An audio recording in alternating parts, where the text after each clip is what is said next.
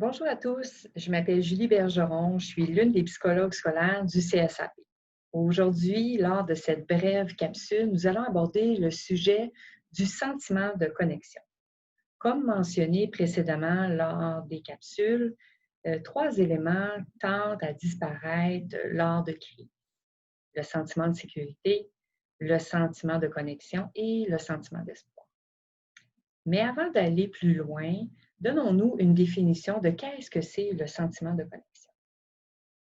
Le sentiment de connexion fait référence aux relations que nous avons avec d'autres personnes qui peuvent nous comprendre et nous soutenir. Élément qui favorise grandement le bien-être émotionnel. Mais pourquoi parler aujourd'hui de ce sentiment de connexion? Parce que durant les derniers mois, il a été durement touché, ce sentiment de connexion. Premièrement, nous avons tous été confinés dans nos maisons. Les enfants ont quitté les bancs d'école pour être scolarisés à la maison de façon virtuelle. Certains d'entre nous ont commencé à travailler de la maison. Malgré le fait que nous avons tous été imaginatifs afin de continuer à avoir des liens les uns avec les autres, il est probable que certains d'entre nous aient quand même un peu perdu ce sentiment de connexion. Alors, comment faire pour le retrouver, ce sentiment de connexion avec les autres et avec nos enfants? Je vous dirais que d'être empathique à la réalité de nos enfants, sur ce qu'ils vivent et ressentent, c'est une bonne façon de reconnecter avec eux. Prendre le temps de discuter avec nos enfants, être intéressé à ce qu'ils vivent, leur champ d'intérêt. Et ces discussions-là, c'est également un bon moment pour souligner leurs forces. C'est également un bon moment pour se déconnecter de tous nos écrans, nos téléphones cellulaires, hein, ces écrans qui ont souvent tendance à monopoliser nos vies. Une autre bonne façon de recréer un sentiment de connexion avec les membres de notre famille, c'est de prendre nos repas en famille. Souvent, les repas en famille ont tendance à disparaître parce que souvent, le soir, on a plusieurs activités, puis c'est plus difficile de manger en famille. Mais je vous dirais que de prendre les repas en famille, c'est un moment extrêmement important, des moments de discussion extrêmement riches qu'on peut avoir avec les membres de notre famille. Alors, lors de ces discussions-là, avec les membres de notre famille, on pourrait questionner nos enfants sur ce qu'ils ont apprécié le plus durant leur journée et pourquoi ils ont apprécié ça. Qu'est-ce qu'ils ont moins aimé de leur journée et pourquoi? Je vous suggérerais de ne pas utiliser ces moments de discussion à la table pour gérer des conflits, parce que ça pourrait virer en chicane. Puis par la suite, peut-être que les membres de votre famille auront plus envie de faire ces repas de discussion.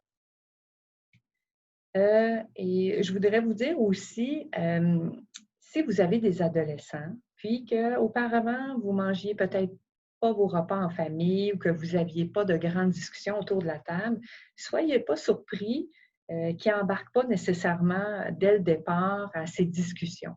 Ils vont probablement vous observer, puis peut-être se demander qu'est-ce que vous voulez savoir de leur vie. Par contre, je vous suggérerais d'être un modèle, c'est-à-dire vous et votre conjointe ou peut-être d'autres membres de la famille, de quand même faire ces discussions autour de la table et de vous poser des questions.